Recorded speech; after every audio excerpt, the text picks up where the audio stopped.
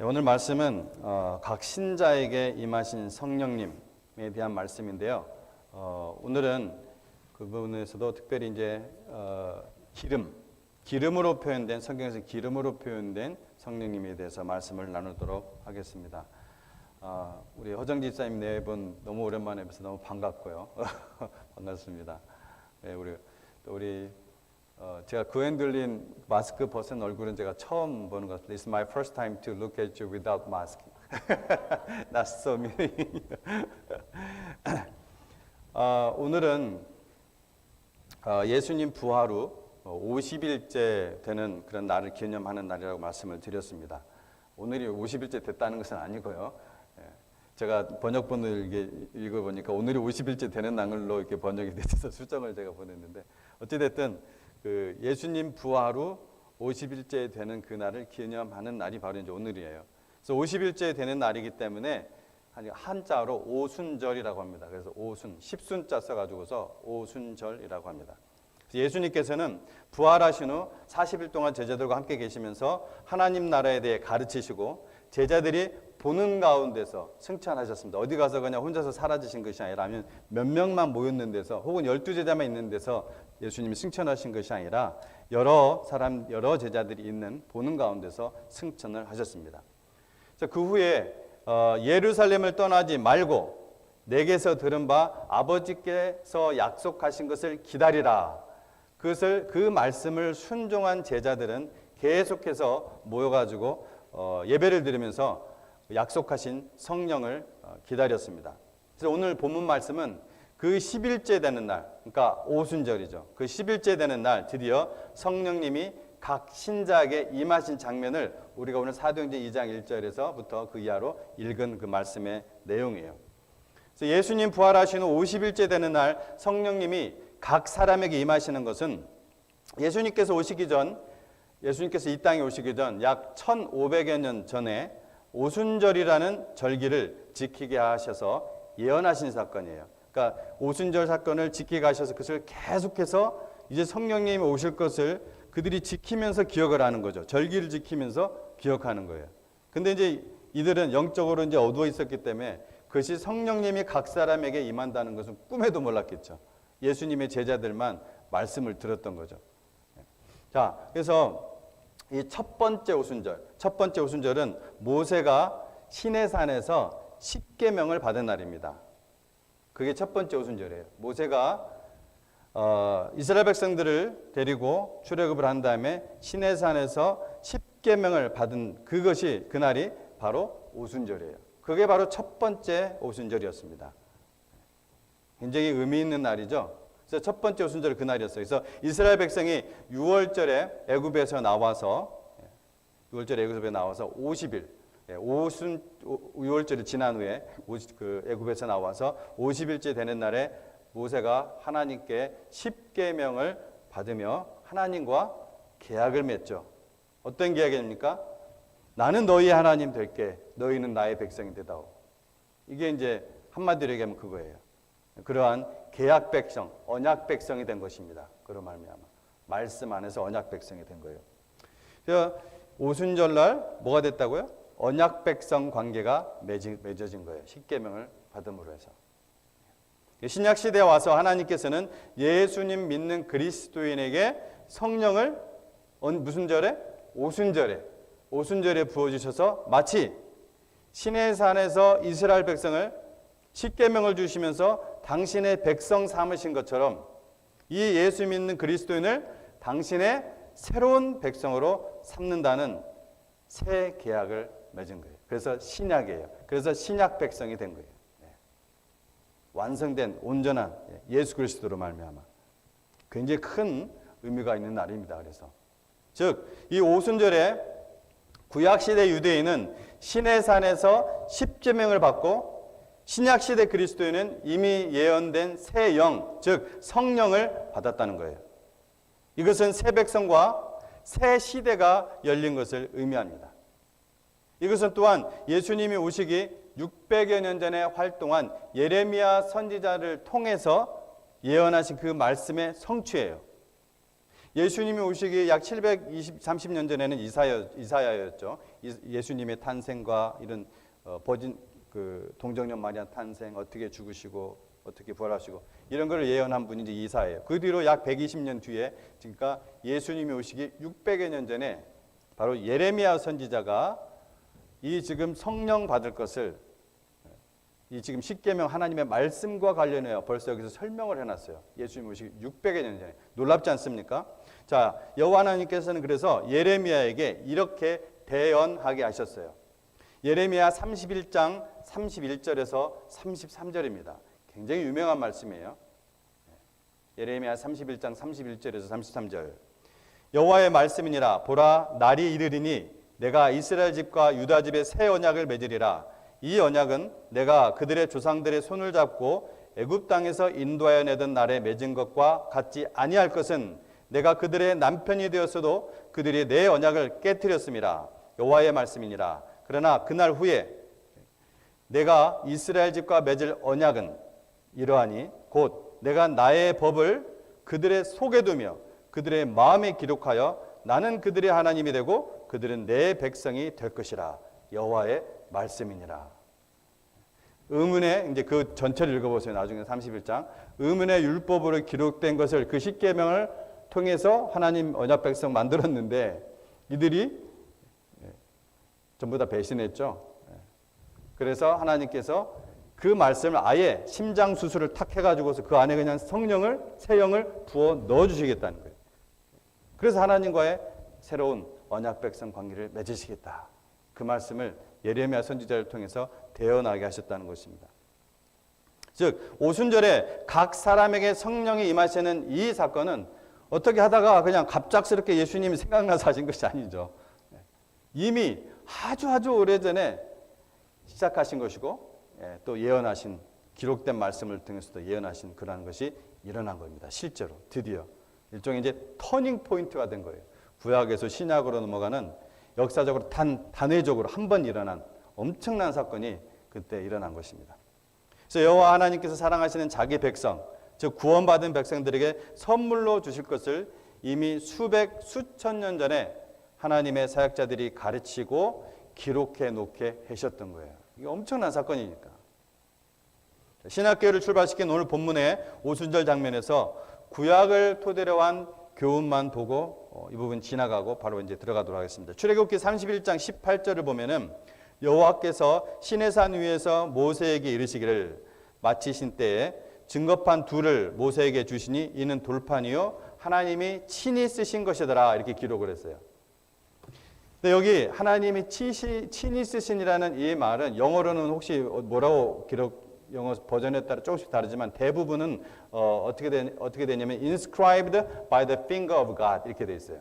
하나님께서 친히 쓰셨다는 그 말을 영어 성경에는 inscribed by the finger of God, 하나님의 손가락으로 파셨다 얘기죠. 근데 이것이 왜 그렇게 해놨냐면은 히브리어 원어를 직역하면 그렇게 돼요. 우리나라 말은 의역을 한 것입니다. 친히 쓰셨다. 근데 원래 직역을 하면 하나님의 손가락이란 뜻입니다. 친이라는 말이 하나님의 손가락. 자, 그럼 왜 제가 이 부분을 딱 꼬집어냈냐면은 이제 오순절에 기도하던 그 제자들의 머리 위에 뭐가 불의 혀같이 갈라지는 것이 어디 각 사람 위에 불의 혀같이 갈라지는 것이 각 사람 위에 임한 것이 보였다고 오늘 성경 기록하고 있죠. 예수 믿는 사람이든 안 믿는 사람들은 이건 증거를 하고 증리되도록 하기 위해 다 보이게 하셨어요. 단회적인 사건이기 때문에. 그래서 이 말씀은 시내산에서 하나님께서 이 돌비의 십계명을 무엇으로?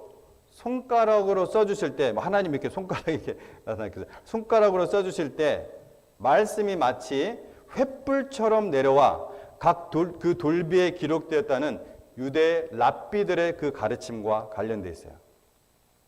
그 하나님의 손가락이라고 했잖아요. 하나님 손가락으로 쓰셨다. 그것이 유대 랍비들이 하나님의 그 횃불이 영화에서도 여러분 보셨을 거예요. 영화는 이걸 잘 표현을 했더라고요. 하나님 그 횃불이 그 돌비에 칙 기록하는 거 보셨어요? 예, 횃불이. 근데 그 각 불이 지금 어디에? 사람에게 직접 각자에게 임하는 거예요.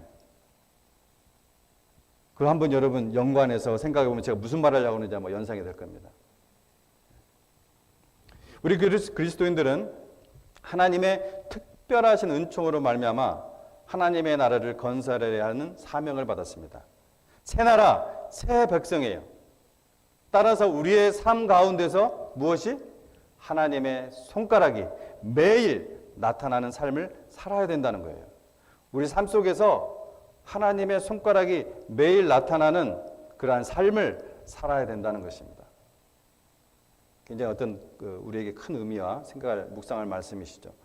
성경에 보면은 성령을 상징하거나 또 예표하는 것이 몇 가지가 나와요. 즉 기름, 바람, 물, 비둘기, 또 그 도장이 있죠. 이런 것에 비유해서 말씀하시는데요. 제가 앞으로 이제 성령님에 대해서 이제 말씀을 여러분에게 전할 거예요. 근데 이제 오늘은 그 중에서 기름에 관해서 말씀을 성령님을 기름으로 포트레이트 했을 때 그 기름이 어떤 의미가 있는지 여러분 함께 말씀을 나누도록 하겠습니다. 근데 사실 이것만 가지고도 제가 아무리 요약을 해도 한 3주 정도는 설교를 해야겠더라고요. 근데 그렇게 하면 너무 지루하고 또 여러분이 저는 신나서 하겠지만 여러분이 지루하고 그래서 이게 또 너무 길어지면 안 되니까 오늘 하루에 하여튼 그냥 3개만 딱 뽑아가지고 기름에 관한 3가지만 딱 뽑아서 여러분 말씀을 나누도록 하겠습니다. 기름은 우리 성령님을 가장 잘 예표하는 것 중에 하나라고 생각을 해요. 기름은 우리의 삶의 아주 필수 요소입니다. 어둠을 밝히는 불을 피우기 위해서 기름이 필요하죠. 요즘 뭐 전기 딱 꽂으면 나오는 것 같지만 사실 또 그 전기도 어디예요? 석탄 연료, 기름을 통해서 나오는 거거든요. 뭐 전기로 가는 차도 결국은 그 전기 어디서 나와요? 석탄 연료를 통해서 또 나오죠. 어쨌든 이 어둠을 밝히는 불을 피우기 위해서 기름이 필요합니다. 기름이 없다면 우리는 불을 피울 수가 없습니다. 또 음식을 만드는 식용으로도 기름이 필요합니다. 기름 없이 만들어진 음식은 거의 없어요. 있기도 하겠군요. 이와 마찬가지로 성도들은 성령의 기름을 통해 말씀을 먹고 마십니다. 하나님의 말씀은 성령을 통해서 맛있는 음식이 됩니다. 말씀을 듣고 읽을 때 그것이 꿀처럼 달고 우유와 버터처럼 부드럽고 물처럼 시원하고 고기처럼 여러분 맛있으십니까? 그렇다면 여러분은 이미 그 말씀을 듣고 있는 그 중에 성령 하나님께서 역사하고 계시는 거예요. 기름 부음을 받은 상태예요. 모든 영적인 양식은 성령을 필요로 합니다. 기름은 또한 더러운 때를 벗기고 씻는 데도 사용되죠. 물로 씻기지 않는 때들이 있어요. 그죠? 이는 성령의 역할이에요. 예수 그리스도의 피와 더불어 성령의 기름은 우리의 죄와 그 허물을 깨끗이 씻어내는 역할을 합니다. 또 기름은 열을 식히는 그런 데 사용되죠. 기계의 작동에는 윤활유가 필요하죠. 그렇죠? 윤활유는 물이 아닙니다. 그렇죠? 기름이에요. 윤활유는 마모를 방지하고 기계의 열을 식혀주죠. 제때에 엔진 오일을 점검하지 않을 때는 그 차는 완전히 망가지게 되죠. 제 그 옛날 차 있잖아요. 그 차를 지금 제가 이제 트럭처럼 지금 쓰고 있는데 그게 이제 뭐 에어컨도 안 되고 자꾸 뭐 이상한 소리도 나고 오일도 막 이제 줄줄 새요. 그래서 저건 오일 체인지가 필요 없습니다. 그냥 오일을 넣으면 됩니다. 3주에 한 번씩 그냥 오일을 넣으면 돼요. 그 오일 체인저가 그러더라고. 올 필요 없다고 그냥 오일 넣으라고. 가끔씩 그 밑에 필터만 가르라고. 그래도 그 만약 오일을 그거 안 넣어주면 어떻게 돼요? 차가 안 갑니다. 서버리죠. 열받아가지고서. 근데 우리가 뭐 그런 기계뿐만 아니라 때로는 불합리한 일 때문에 때로는 또 악인 때문에 열받을 때가 있잖아요. 그죠? 그리고 여러분 트래픽 있을 때 좀 열받지 않습니까? 트래픽 있는 곳에서 운전할 때. 심지어 아내 때문에 또 남편 때문에 뭐 자식 때문에 부모님 때문에 열받을 때 있지 않으세요? 그 열받는다는 것은 막 그냥 미워한다는 그게 아니라 열을 받을 때가 있어요. 예. 제 와이프를 자꾸 쳐다보고 계시는 것 같은데 열받을 때가 있습니다. 집사람이 저한테 열받을 때가 있고 저도 집사람한테 열받을 때가 있어요. 근데 어금니만 그냥 악물어서 시켜지는 게 아니에요. 하면서 그냥 어금니만 악물어서 시켜지는 것이 아니에요. 우리 그리스도인들에게는 뭐가 있어요? 성령의 기름이 있습니다. 이 성령의 기름으로 그 열을 식히시기 바랍니다. 정말이에요. 제가 뭐 비유가 아니라 아주 실제적인 얘기를 한 거예요. 그럼 성령의 기름으로 열을 식히는 게 어떻게 하는 뭐냐? 성령으로 충만케 하시옵소서. Controlled by Holy Spirit. 그게 성령 충만이에요. 우리가 성령에 의해서 완전히 통제되는. 그럼 우리는 뭐라고 해요? 순간순간 우리가 성령 충만을 구하고 그리고 순간순간 저를 통치하여 주시옵소서. 이 열을 식혀 주시옵소서. 아주 실질적인 여러분의 삶 속에서 정말이에요. 성령의 권능이야말로 또 교회가 세상을 이기고 또 죄를 이기고 마귀를 이기는 필수적인 그러한 요소입니다. 성령의 권능을 받지 않고는 누구도 제자의 삶을 살 수 없고 또한 성령의 열매도 맺을 수가 없습니다. 너무나 당연하죠. 이런 이유로 성령의 기름 부으심은 성도의 삶에 아주 필수적입니다. 이제 성경으로 들어가서 기름이 예표하는 성령에 대해서 세 가지 구체적으로 살펴보도록 하겠습니다. 첫째, 기름은 주님께 드리는 제물로 사용됩니다. 기름은 주님께 드리는 제물로 사용됩니다. 주님은 피와 더불어 기름을 제물로 받으십니다. 이 점에 주목하십시오. 피가 전부가 아닙니다. 피와 더불어 기름이 들어져야 한답니다. 기름이. 이는 예수 그리스도의 십자가 피가 성령을 통해 드려짐을 예표하는 거예요. 이는 창세기에서부터 나오는 말씀이에요. 창세기 4장 4절 말씀에 아벨은 자기도 양의 첫 새끼와 그 기름으로 드렸더니 여호와께서 아벨과 그의 제물은 받으셨으나. 아벨은 주님께 경배할 때 양떼의 첫 새끼들과 더불어서 그 기름 중에서 가져와 헌물을 드렸습니다. 그리고 이제 후에 율법이 주어질 때 이 사실은 더욱 구체적으로 규정되었어요.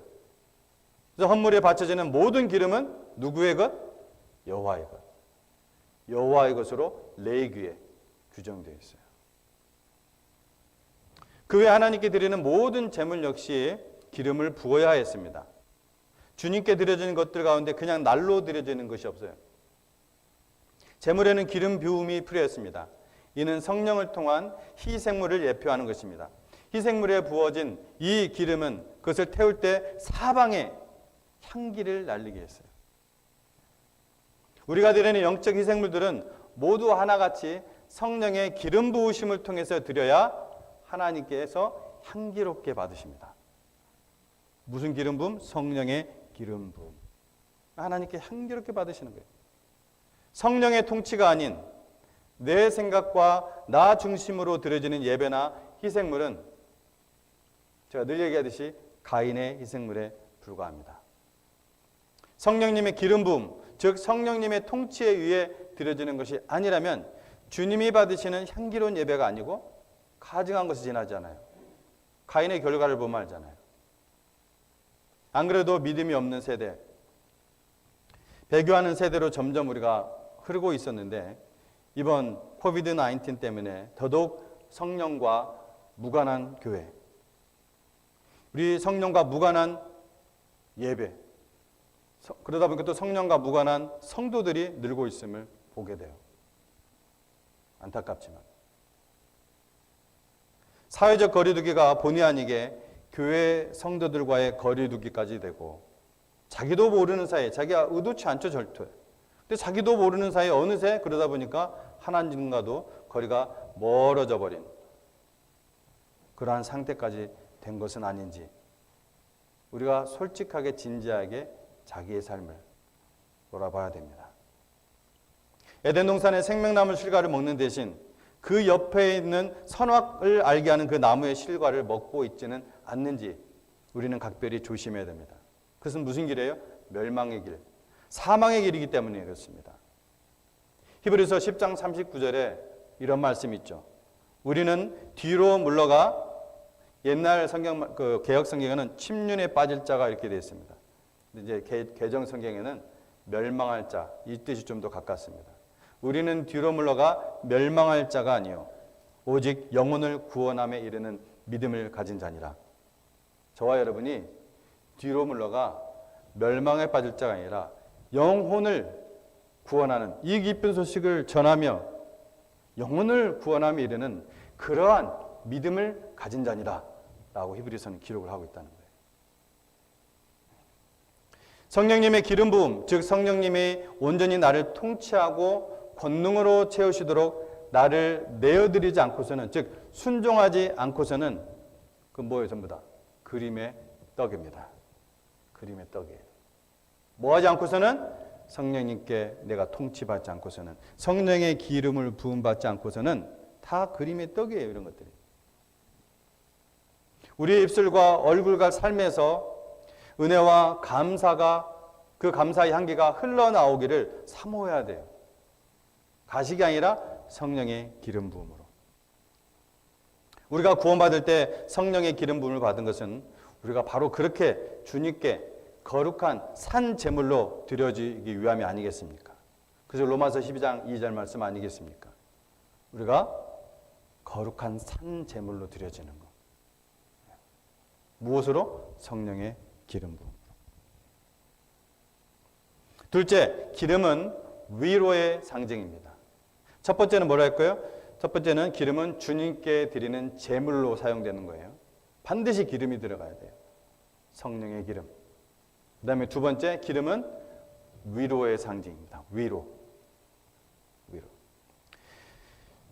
이사야 61장 2절에서 3절 말씀입니다. 여호와의 은혜의 해와 우리 하나님의 보복의 날을 선포하여 모든 슬픈 자를 위로하되 무릇 시온에서 슬퍼하는 자에게 화관을 주어 그 죄를 대신하여 기쁨의 기름으로 그 슬픔을 대신하며 찬성의 옷으로 그 근심을 대신하시고 그들이 의의 나무 곧 여호와께서 심으신 그 영광을 나타낼 자라 일컬음을 받게 하려 하심이라.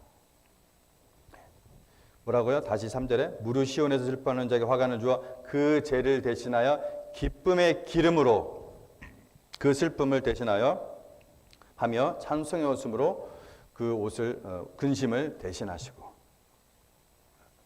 우리는 여기서 성령을 무엇으로 표현을 하고 있어요? 기쁨의 기름. 성령을 기쁨의 기름이란 말로 쓰인 것을 볼 수가 있습니다. 그럼 항상 기뻐하라. 이거는 심리적으로 자기가 뭘 마인드 컨트롤해서 하라는 게 아니잖아요. 우리가 성령의 기름 부음을 바꾸지 않고서는 기쁨의 기름이 없는 것입니다. 기쁨을 태울 기름이 없어요. 성령은 기쁨의 기름입니다. 성령은 위로자이시며 기쁨의 기름이에요. 우리는 지금 인간이 지은 죄로 저주받은 그 상태의 이 땅, 이 세상에서 살아가기 때문에 종종 원인을 알 수 없는, 나의 인생의 원인을 알 수 없는 슬픔과 고통을 겪을 수밖에 없습니다. 사람마다 그 다양합니다. 하지만 성령의 기름 부음이 있으면은 우리는 어떤 환경에서도 그 기쁨과 즐거움을 유지할 수 있다는 것입니다. 세상이 주는 것과 전혀 다른 기쁨의 원천이 있기 때문에 그래요. 여러분, 우리는 항상 웃을 수는 없지만 항상 기뻐할 수 있습니다. 아멘? 무슨 말씀인지 아시겠죠? 여러분, 마음에 위로가 필요하십니까? 성령님이 위로자이십니다. 요한복음을 읽어보면 특히 이 14장 이후로 쭉 읽으면은 이 위로자 성령님에 대해서 계속 나옵니다. 성령님은 진리를 가지고 우리의 마음을 위로하시고 소망을 주심으로 우리에게 참된 위로를 주십니다. 자, 예수님께서 그 중에 하나만 제가 픽했어요. 요한복음 14장 16절 말씀에서 이렇게 얘기했습니다. 요한복음 14장 16절에서 내가 아버지께 구하겠으니 그가 또 다른 보혜사, 영어로 comforter, 위로자. 내가 또 다른 보혜사를 너희에게 주사, 위로자를 너희에게 주사, 영원토록 너희와 함께 있게 하리라. 친구의 위로도 힘이 되고 아내나 자녀들의 위로도 큰 힘이 되는 것이 사실입니다만, 하나님이신 우리 성령님께서 우리 마음속에 주시는 그 위로는 아주 신비한 그러한 샬롬으로 압도하시는 그러한 위로입니다. 얼마 전 나바오 선교사님의 사돈이, 저 어쩌다 보니까 나바오 선교사님 계속 얘기를 하는데 저한테 기도 요청을 요즘 자주 많이 하셔가지고, 나바오 선교사님의 그 사돈이 소장암 말기로 얼마 전에 돌아가셨어요. 그래서 돌아가시기 전에 이제 한 일주일 전에 저한테 기도 요청을 하셨습니다. 구체적인 여러 가지 구원과 관련된 기도 요청을 좀 하셨어요. 그래서 그걸 이제 그 후에 기도를 제가 이제 동참했으니까 돌아가신 후에 저에게 이제 기도 결과를 이제 보고를 해주시더라고요. 다름이 아니라 소장암 말기로 쓰러진 이 사돈을 위해서 몇 주 전 기도를 요청했는데 무슨 일이 있었는지 이제 알려주시게 하신 건데, 그 사돈 어른이 형식적으로 교회를 다니다가 형식적으로 다녔어요. 다닌 지도 오래되지 않았습니다. 갑자기 소장암 말기 판정을 받은 거예요. 여러 사람들의 중보 기도 속에 결국은 그분이 고집을 꺾고 회개하여 예수님을 영접하였다고 합니다. 제가 그 한 일주일 동안 기도하는 동안, 그분이 이제 자수성가하신 분이라 굉장히 고집이 강하신 분이었대요. 그리고 워낙 또 어떤 분야에 있어서 좀 유에 계신 분이었거든요, 정부에서. 뿐만 아니라 돌아가시기 직전에 이제 환상 가운데 이 말씀을 해주시더라고요. 환상 가운데 예수님을 직접 만나며 이 지극한 평안 가운데 돌아가신 것을 거기 있는 유족들이 다 지켜봤다고 그래요. 그러니까 이제 그 죽으시 직전에 예수님 영접하고 회개하고 예수님 영접하고 아멘 하시니까 사실은 본인이 이제 가면 확실히 알겠지만 유족들은 불안하잖아요, 사실은. 저는 제 생각은 그래요. 유족들에게 하나님 뭔가 역사하시기 위해서 하신 것이 아닌가. 그러니까 그 환상 가운데서 예수님을 보신 거예요. 그 가운데서 돌아가신 것을 가족들도 이제 지켜본 거죠. 근데 그 일이 있은 뒤에 가족들 가운데 형식적으로 교회를 다녔거나 불신자였던 사람들이 그 장면을 보고서 이 슬픔 대신 굉장히 큰 위로와 힘을 얻고 아주 놀라워하고 모두 다 그 자리에 있었던 분들이 정말 예수님을 영접하는 그런 일이 있었대요. 역사가 일어났대요. 아주 놀라운 역사. 이분이 우리 그 선교사님이 감격을 해가지고 너무 감사합니다. 기도해 주셔서. 사실 그렇게 많이 하지는 않았는데 기도에 동참했다는 이유로 그 기쁨을 함께 나눠주셔서 저는 감사하죠. 여러분 위로가 필요하십니까? 성령님의 별명이 뭐라고요? 보혜사, 위로자입니다. 위로자예요. 성령을 구하십시오. 성령. 셋째, 마지막입니다. 기름은 치료하는 데 사용하였습니다. 기름은 귀한 치료제요 약입니다. 누가복음 10장 34절에 가까이 가서 기름과 포도주를 그 상처에 붓고 싸매고 자기 짐승에 태워 주막으로 데려가서 돌보아 주니라.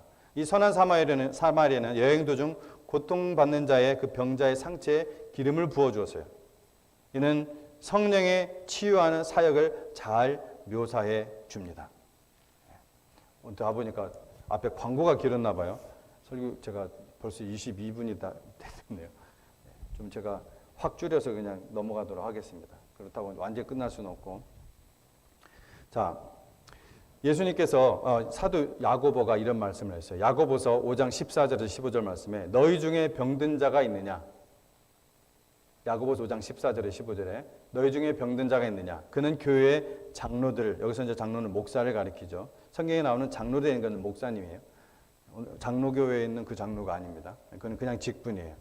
장로들을 청할 것이요 그들은 주의 이름으로 기름을 바르며 그를 위하여 기도할지니라. 믿음의 기도는 병든 자를 구원하리니 주께서 그를 일으키시리라. 혹시 죄를 범하였을지라도 사함을 받으리라.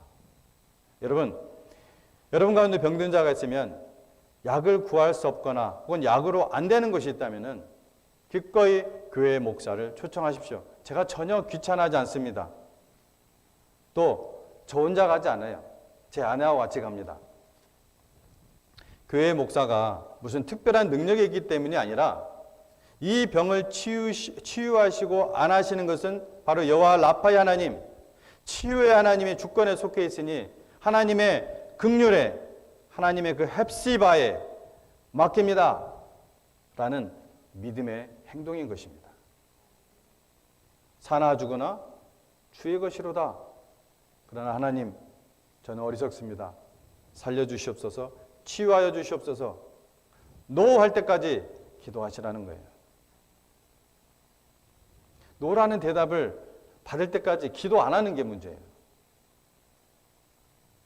성령은 우리의 마음을 치유해 주시는 분입니다. 몸의 질병뿐 아니라 영이 상하고 마음이 상한 상처를 싸매시고 고쳐주십니다. 시편 147편 2절 3절에 여호와께서 예루살렘을 세우시고 이스라엘의 쫓겨난 자들을 함께 모으시며 마음이 상한 자들을 고치시고 그들의 상처를 싸매시는도다. 여러분, 성령은 어떤 심리학자나 정신과 의사들이 손댈 수 없는 그런 마음의 병과 상처를 모두 고치실 수 있는 분이십니다. 오늘 우리는 성령의 상징으로 사용된 기름이 세 가지 측면에 대해서 말씀을 나눴습니다. 첫 번째, 기름은 주님께 속한, 주님께 드리는 제물로 사용된다. 두 번째, 기름은 위로의 상징이다. 세 번째, 기름은 치료하는 데 사용된다. 성령의 기름 부음을 사모하십시오. 성령의 충만을 사모하십시오. 여러분 안에 하나님의 은혜와 평강이 흘러 넘치고 그로 말미암아 어떠한 능력이 넘치는 그런 삶을 사시기를 주의 이름으로 축복합니다. 기도하겠습니다.